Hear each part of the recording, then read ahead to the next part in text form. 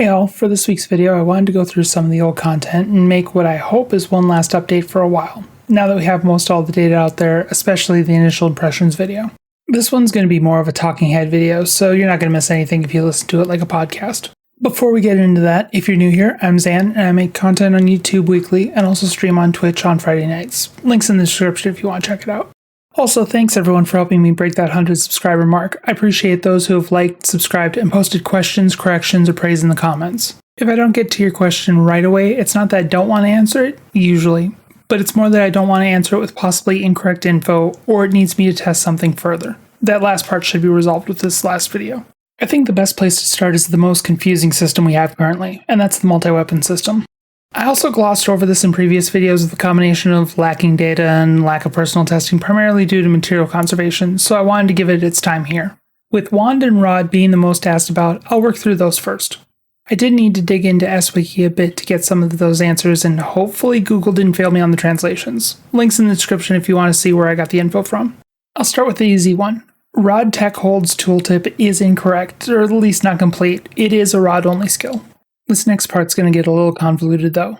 Is Rod Wand a viable option? There's a lot of notes involved in this that I found on the wiki. No, you don't get the wand-only skills like Wand Element Charge. Yes, you don't get the 10% buff to Rod actions, but you do get your 10% buff when using Wand Photon Arts. What about techs? Well, when using two classes that can use techs, it uses the weapon that was last used. So if you used your Rod counter and used Foy, you don't get the buff, but if you use Swift Smash then Barda, you do.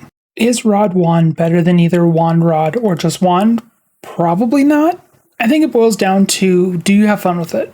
I'm personally not going to, since I'm all about that bonk, but I'm not telling anyone to stop or to not try it themselves. What about the other weapons? This again falls to personal preference. I know a lot of people swear by using Wired Lance to help improve vertical gap closing, Tech or Hunters could use swords for omnidirectional guard, Launcher's weapon action helps regain PP, and combining the Talus for a quick pillbox deployment. Basically, if you want a multi-weapon, it falls to personal preference and to what you feel is lacking. While we have some downtime between content, try out some of the other weapons to see how they feel. If you like having the Knuckles Sway option rather than the Wand counter, then smash those cats together. Put a sword on it instead, and sub-hunters can use Swift Smash to close the distance and use Twisting Zapper to quickly AoE.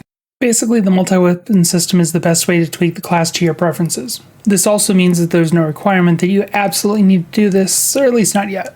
Remember though, you can't use Photon Arts if you don't have that class as a main or a sub. You can still use normal attacks and weapon actions no matter what though. Speaking of equipment, let's talk about some details on affixing. First, I want to thank Matt Townsend for bringing up the fact that Potency Floor does not work when placed on units. I had heard something about some augment not working on units, but when I was working on that particular video, I wasn't able to find the comment again and there wasn't any notes in the spreadsheets I was working with.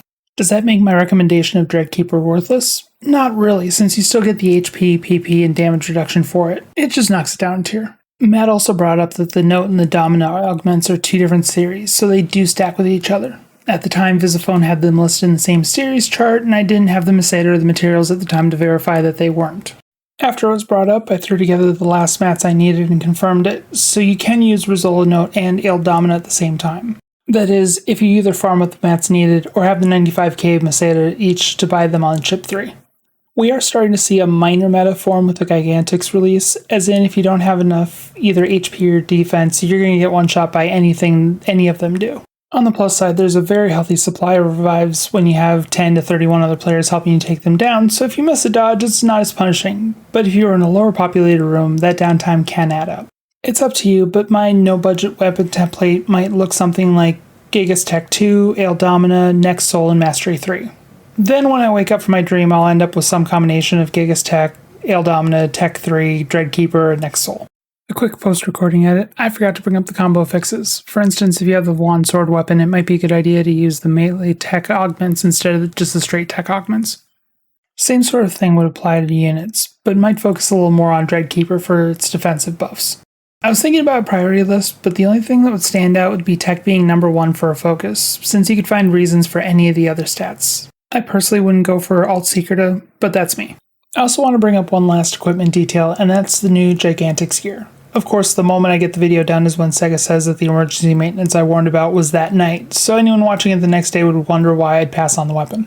I'm still hesitant on recommending the units, but I haven't had the chance to grind my primary units up to 40 to compare versus the Claws units, least of all the Gant. but I have been playing with a wand.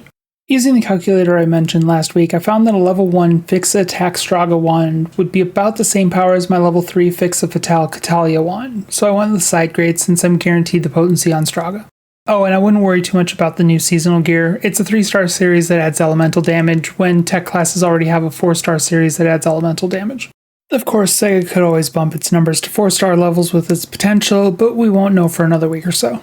Finally, with the reset passes we got from the Knuckles bug fix apology, I wanted to clean up my skill trees. I've got a link in the description below with the subclasses listed in each tab. I'll have a second link for what I'm personally building.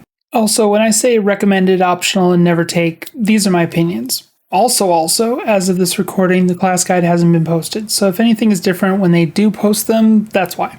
Moving on to the first correction. Swift Smash has come out to be our highest DPS move, and I completely forgot to mention it in the data dive video.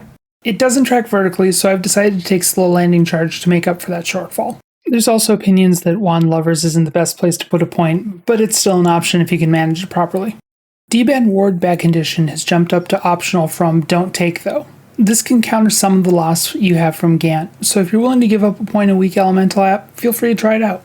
Wand Element Revokes Usefulness has also moved up, but I'd still say to pass on it. The reason why is if you use an elemental wand, it increases the element down status, but if it's just a wand, it provides physical down. There might be a corner case where you'd want to purge your element when you're in a party with a bunch of tech users, but 95% of the time, it just wouldn't be worth it.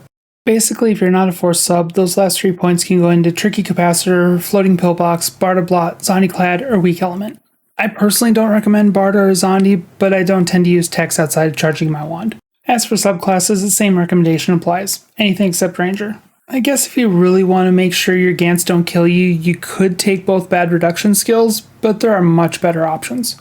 I personally went Force, as it allows you to take Barda, Zondi, and the Talus skills on the Force tree, opening up some points to be put into other Techer skills. Remember that Talus' shots don't trigger Barda Blot or Zondi Clad though. If you're using a multi-weapon, remember that the skills apply only to the base weapon, it does not apply to the sub-weapon. Also, things like Sword Guard Counter would work if you use the sword weapon action as a sub-weapon, but you need to use the sword normal to trigger the ability. With that, I think I've wrapped up all the questions, corrections, and new data information for now. Unless something major happens, I'll probably switch gears a little into more generic info like new player guides and story vids. As always, if there's anything you'd like to know more information on, or if there's something you've always wondered about, please let me know in the comments below. If you liked the video, I appreciate hitting that thumbs up, and if you'd like to join the 100 plus that hit the subscriber button to see the videos as they come up, it'd be appreciated. A huge thank you again to everyone who's already subbed, as I didn't imagine when I started I'd be hitting that goal so soon. If you want to ask questions in a live setting, or want to see what kind of shenanigans I can get up to when normally playing, I stream every Friday night at twitch.tv/ZanTM. Have a good one all, and I hope to see you in the next video.